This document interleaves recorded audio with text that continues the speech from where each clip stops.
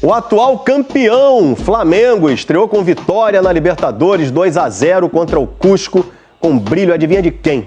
Olha lá, Bruno Henrique e Arrascaeta, impressionante, geração de 2019, continua heróica. Eles são o retrato recente de um Flamengo tão vitorioso. Arrascaeta e Bruno Henrique. A vitória na estreia da Libertadores tem a cara desse Flamengo. Aconteceu no Peru, onde o time conquistou 2 títulos da competição nos últimos 6 anos e graças aos 2 remanescentes das últimas 3 conquistas continentais. Não só eu, Arrascaeta, mas todo o grupo, de parabéns pela partida que fizemos aqui hoje. Para enfrentar os 3.350 metros de altitude, o técnico Leonardo Jardim fez 7 mudanças em relação ao jogo anterior contra o Santos no último fim de semana. Algumas por causa de lesão, outras por opção mesmo. Arrascaeta, titular absoluto, começou no banco. Bruno Henrique, geralmente reserva, começou jogando.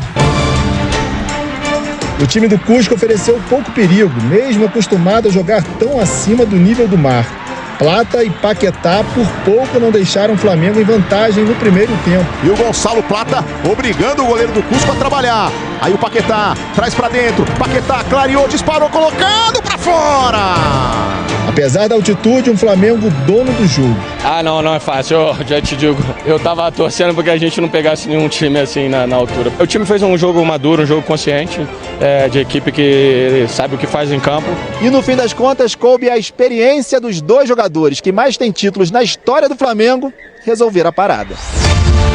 Olha o lançamento pro Bruno Henrique!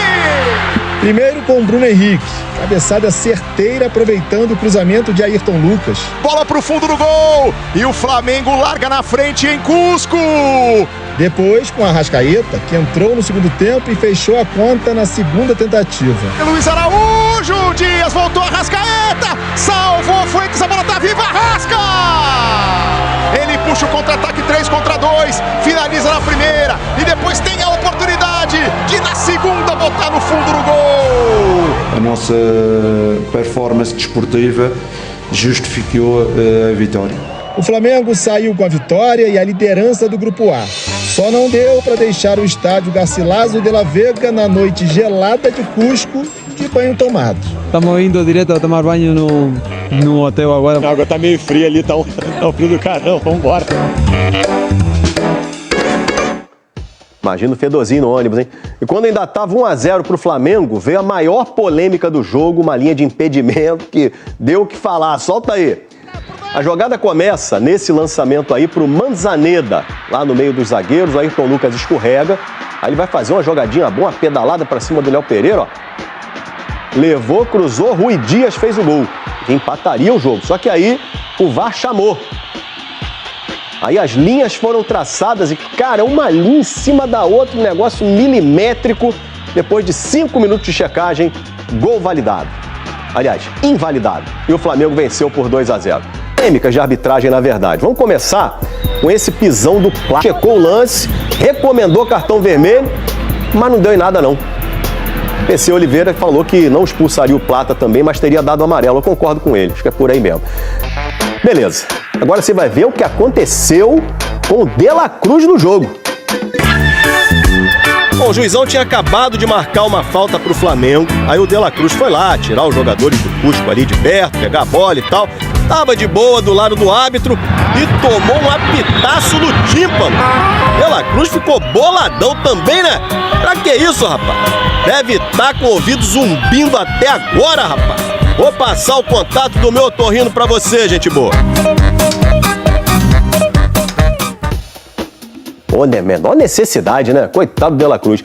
E esse jogo contra o Cusco, gente, foi marcante pro Arrascaeta, porque ele entrou no top 5 dos maiores artilheiros do Flamengo na Libertadores. Agora são 11 gols, igualando o Everton Ribeiro. Só tem gigante aí nessa tela. E de quebra, o Arrasca ainda se isolou como estrangeiro que mais jogou pelo clube, contando todas as competições, tá? 370 jogos dele, é muito ídolo do Flamengo. Vamos falar dessa vitória maravilhosa do Flamengo em cima do Cusco. E já vamos trazer informações de bastidores, porque ontem, galera, após o jogo, o zagueiro Léo Pereira, que fez uma boa partida, inclusive, jogador que está na expectativa de disputar a Copa do Mundo esse ano. Por que não? Eu acho que ele foi muito bem durante a data FIFA, nos 2 jogos com a seleção brasileira.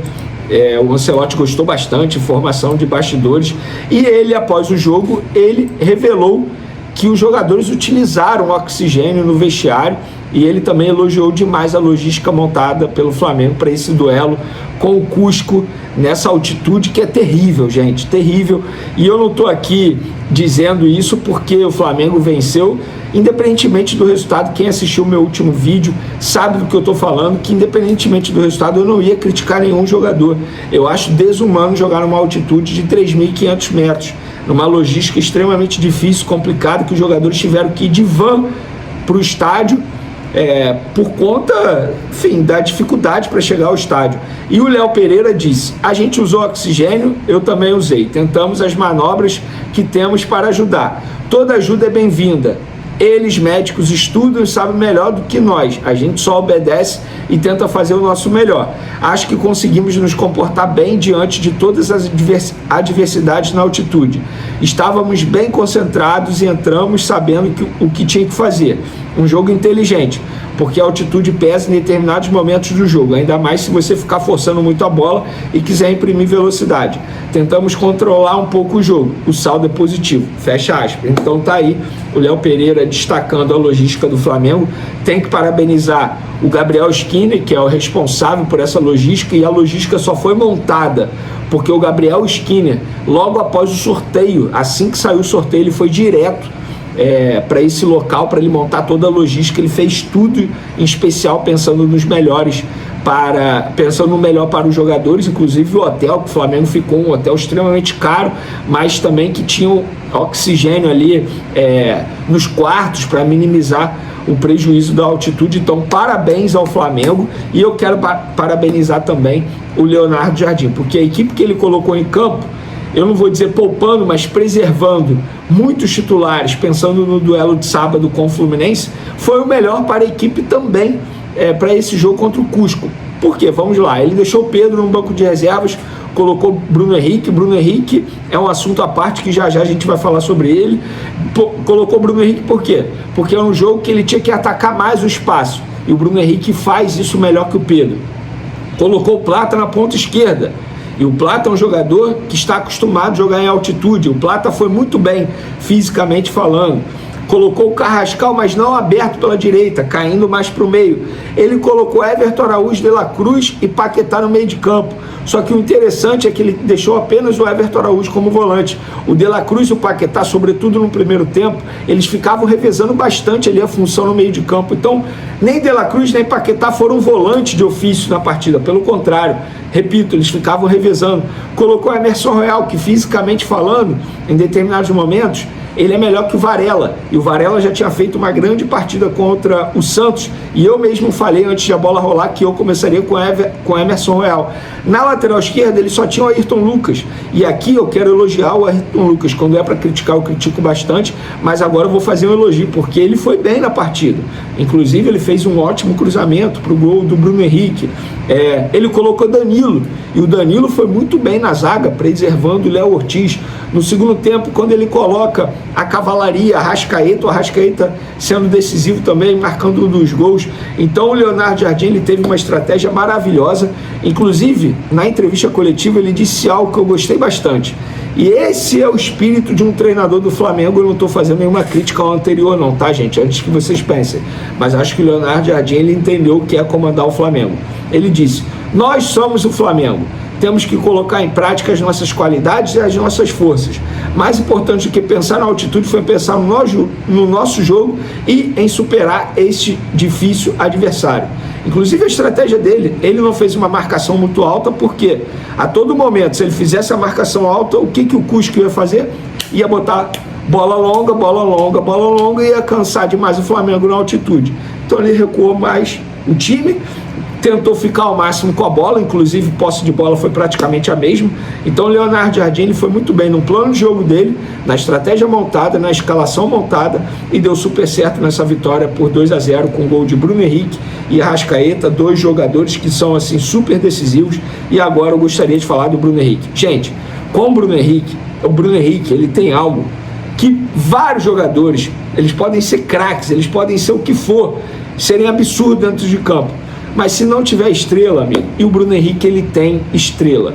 O cara é super decisivo em Libertadores. É algo impressionante. O Bruno Henrique é muito decisivo e ele precisa ser estudado, gente. A idade dele, eu vou até ver a idade aqui, ó, Bruno Henrique, o gol. Ele tem idade avançada, um jogador que já passou por uma cirurgia no joelho, extremamente grave, preocupante. Ele tem 35 anos. Com 35 anos, numa altitude de 3.500 metros, ele estava dando pique aos 90 minutos do segundo tempo. Gente, é impressionante o Bruno Henrique. É impressionante. Eu quero elogiar demais e, para mim, o melhor em campo foi o Bruno Henrique. Também quero elogiar o Lucas Paquetá. No primeiro tempo ele fez uma baita partida.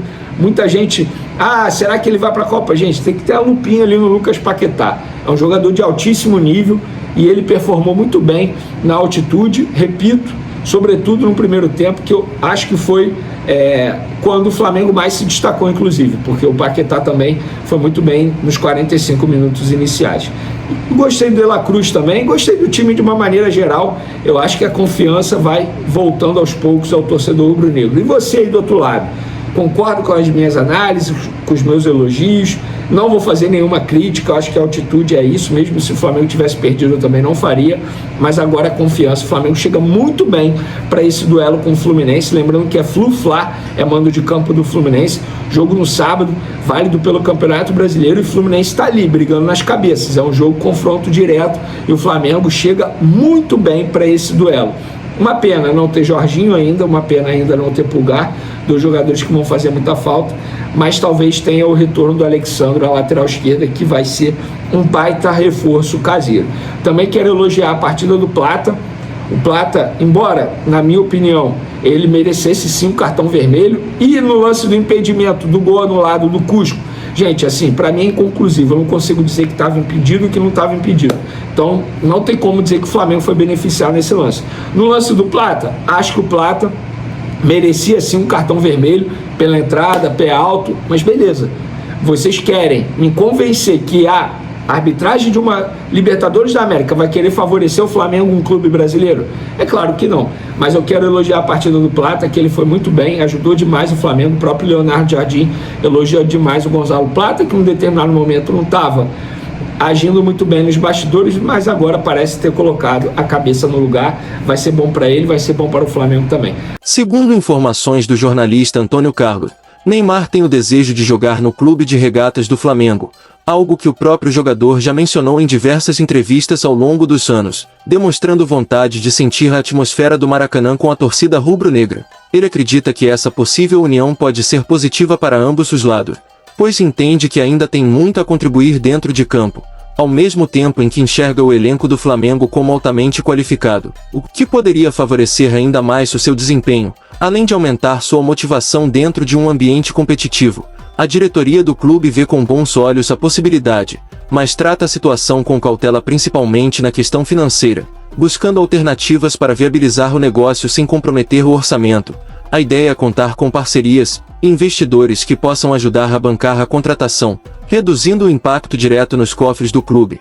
Internamente, a proposta pensa da seria de um contrato com duração de 1 ano, incluindo uma cláusula de renovação por mais uma temporada. Caso o desempenho e a adaptação sejam positivos, o cenário ainda é tratado como uma oportunidade de mercado, mas depende de diversos fatores para evoluir, principalmente alinhamento financeiro, interesse real do jogador em retornar ao futebol brasileiro neste momento e também da construção de um projeto esportivo sólido e atrativo para ambas as partes envolvidas, o que pode ser determinante para que essa negociação avance de forma concreta. Na minha opinião, seria uma excelente contratação.